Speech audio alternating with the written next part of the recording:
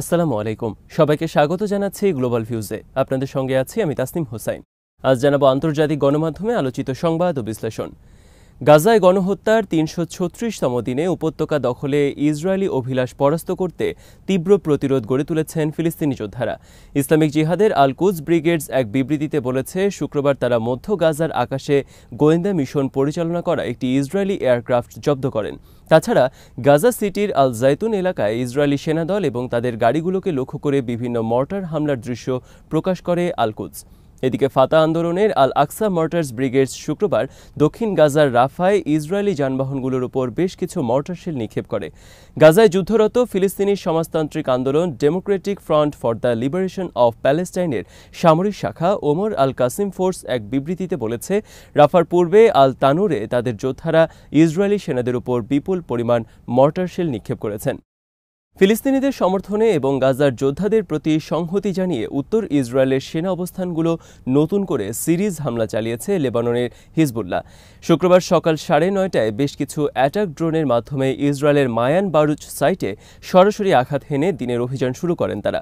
দুপুর 12:30টার দিকে তাদের যোদ্ধারা রকেটাস্ত্রের মাধ্যমে জেবদিন ব্যারাকে আঘাত হানেন। এ সময় মেতুল্লা বসতিতে ইসরায়েলি সেনাদলের অবস্থান নেওয়া একটি ভবনে উপযুক্ত অস্ত্র দিয়ে আঘাত করা হয়।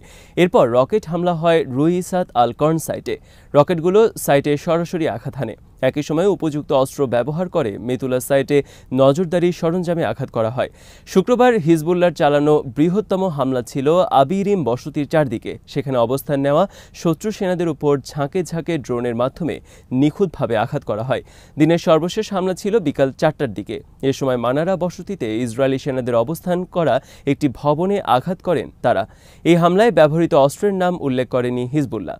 আল মায়াদিন জানিয়েছে, দিন কয়েক আগে যুক্তরাষ্ট্রের শীর্ষ কর্মকর্তা ঘোষণা করেছিলেন গাজায় যুদ্ধবিরতির বিষয়ে 90% কাজ সম্পন্ন হয়েছে, বাকি আছে সামান্য। এবার গাজার শাসক হামাস জানিয়েছে, এখন যুদ্ধবিরতি এবং বন্দি বিনিময় চুক্তি অর্জনের ক্ষেত্রে একমাত্র বাধা ফিলাডেলফি করিডোর। নাম প্রকাশে অনিচ্ছুক হামাসের এক শীর্ষ নেতা আল মায়াদিনকে বলেন, ইসরায়েল চুক্তির প্রথম ধাপে ফিলাডেলফি করিডোর থেকে সেনা প্রত্যাহার না করার বিষয়ে অনড়। তারা দ্বিতীয় ধাপে সেনা প্রত্যাহারের ইচ্ছা পোষণ করেছেন। তিনি বলেন, হামাস চুক্তি অনুসারে প্রথম ধাপের 42 দিনে দখলদার বাহিনীকে গাজায় থাকার অনুমতি না দেওয়ার বিষয়ে তার অবস্থান স্পষ্ট করে মধ্যস্থতাকারীদের জানিয়ে দিয়েছে। হামাসের এই নেতা আরও জানান, মধ্যস্থতাকারীরা চুক্তির প্রথম ধাপে ফিলাডেলফি করিডোর থেকে ধীরে ধীরে ইসরায়েলি সেনা প্রত্যাহারের জন্য ইসরায়েলের কাছে প্রস্তাব পেশ করেছিল, কিন্তু ইসরায়েল তা প্রত্যাখ্যান করেছে।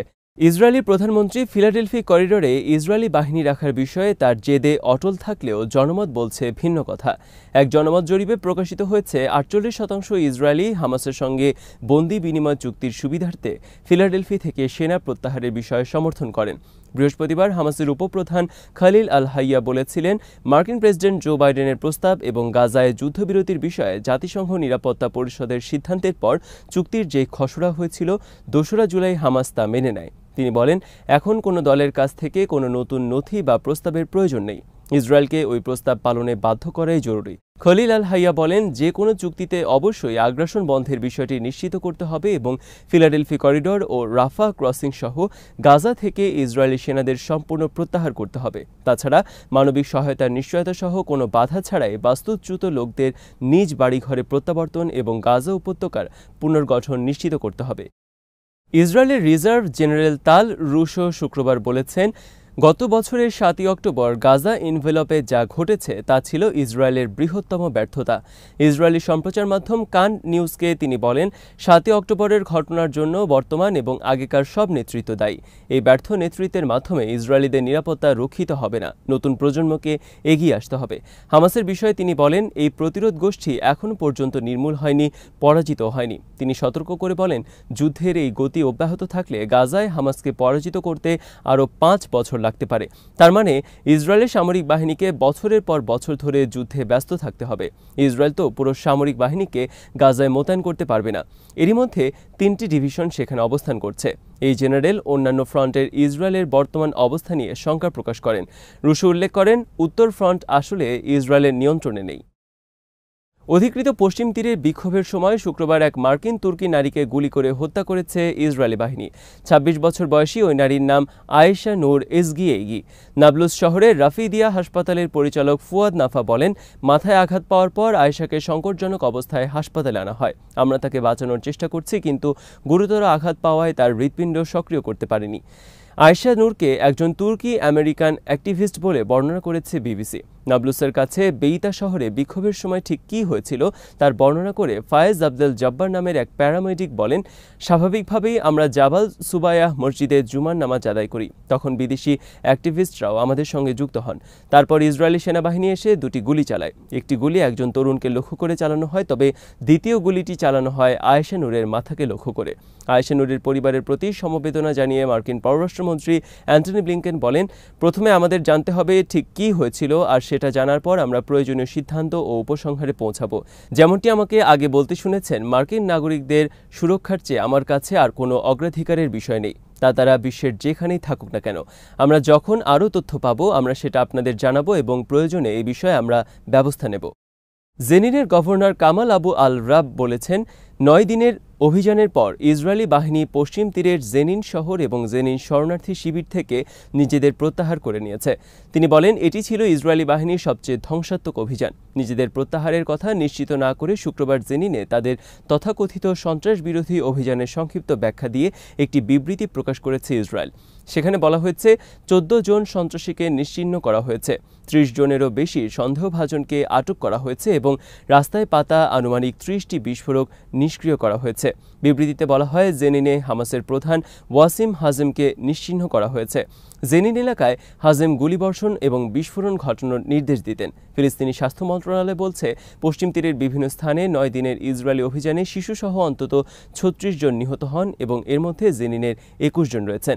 এই অভিযানে নিজেদের এক সেনা হারানোর কথা স্বীকার করেছে ইসরায়েল। আল জাজিরা জানিয়েছে, উত্তর গাজার হালিমা আল সাদিয়া স্কুলের তাঁবুতে আশ্রয় নেওয়া ফিলিস্তিনিদের উপর হামলা চালিয়েছে ইসরায়েল। এতে অন্তত ৮ জন নিহত হন। মেডিকেল সূত্রগুলো বলছে, শুক্রবার গাজায় ইসরায়েলি বিমান হামলায় অন্তত ৩৩ জন নিহত হন। তাদের তথ্যমতে গত বছরের ৭ই অক্টোবর ইসরায়েলি হামলা শুরুর পর এ পর্যন্ত ৪০,৮৭৮ ফিলিস্তিনি নিহত হয়েছেন, যাদের অধিকাংশই শিশু ও নারী। পশ্চিমা গণমাধ্যমগুলো খবর দিয়েছে, ইরাক থেকে মার্কিন নেতৃত্বাধীন সেনা সরিয়ে নিতে ওয়াশিংটন এবং বাগদাদের মধ্যে একটি সমঝোতা হয়েছে। এই গণমাধ্যম বলছে, সমঝোতা অনুযায়ী ২০২৫ সালের সেপ্টেম্বরের মধ্যে ইরাক থেকে শত শত বিদেশি সেনা সরিয়ে নেওয়া হবে এবং অবশিষ্ট সব সেনা ২০২৬ সালের মধ্যে ইরাক ত্যাগ করবে। যুক্তরাষ্ট্র, ইরাক ও সংশ্লিষ্ট অন্যান্য দেশের সরকারগুলোর বেশ কয়েকটি অজ্ঞাত সূত্রের বরাত দিয়ে রয়টার্স জানিয়েছে, ইরাক থেকে সেনা প্রত্যাহারের বিষয়ে সমঝোতা চূড়ান্ত হলেও সরকারগুলোর পক্ষ থেকে এই সংক্রান্ত কোনো যৌথ ঘোষণা দেওয়া হয়নি। একজন সিনিয়র মার্কিন কর্মকর্তার বরাত দিয়ে রয়টার্স বলেছে, আমাদের মধ্যে সমঝোতা হয়ে গেছে, এখন ঠিক কবে তা ঘোষণা করা হবে সেই বিষয়টি বাকি রয়ে গেছে। বার্তা সংস্থাটি জানায়, কয়েক সপ্তাহ আগেই এই সংক্রান্ত যৌথ ঘোষণা দেওয়ার কথা থাকলেও গাজা উপত্যকার উপর ইসরায়েলের গণহত্যামূলক যুদ্ধসহ আঞ্চলিক উত্তেজনাকর পরিস্থিতির কারণে তা সম্ভব হয়নি। ইরাকি প্রধানমন্ত্রীর পররাষ্ট্র বিষয়ক উপদেষ্টা ফরহাদ আলাউদ্দিন রয়টার্সকে বলেন, ওয়াশিংটনের সঙ্গে ইরাক থেকে মার্কিন নেতৃত্বাধীন যৌথ বাহিনী প্রত্যাহার বিষয়ক কৌশলগত আলোচনা শেষ হয়েছে। আন্তর্জাতিক জোটের সদস্য দেশগুলোর সঙ্গে সম্পর্ককে এখন ইরাক একটি নতুন উচ্চতায় নিয়ে যেতে চায়। এসব দেশের সঙ্গে বাগদাদ এখন সামরিক, নিরাপত্তাগত, অর্থনৈতিক ও সাংস্কৃতিক সম্পর্ক প্রতিষ্ঠা করতে চায় বলে তিনি উল্লেখ করেন।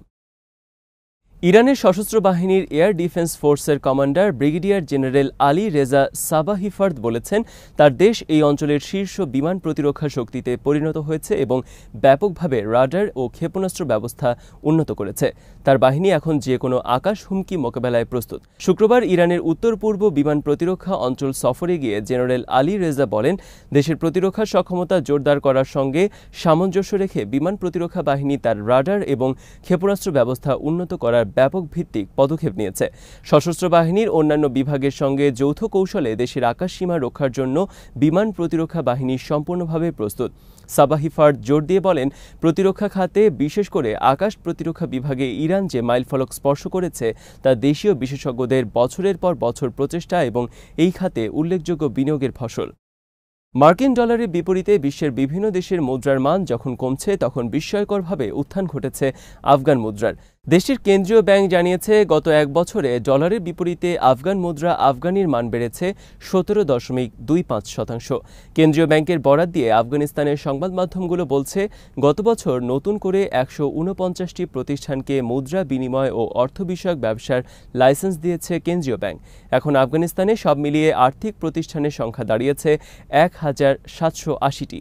এছাড়া গত বছর 7 বিলিয়নের বেশি পুরনো আফগান মুদ্রা সংগ্রহ করে নতুন মুদ্রা দিয়েছে কেন্দ্রীয় ব্যাংক।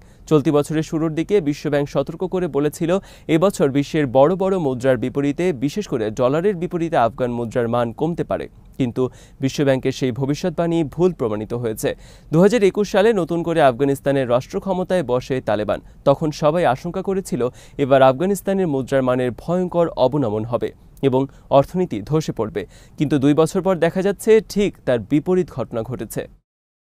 আজ এখানে শেষ করছি। সবাই ভালো থাকুন, সুস্থ থাকুন আর দেখতে থাকুন বিডি ভিউজ। চ্যানেলটি ভালো লাগলে সাবস্ক্রাইব করুন, সংযুক্ত থাকুন আমাদের ফেসবুক পেজে। আল্লাহ হাফেজ।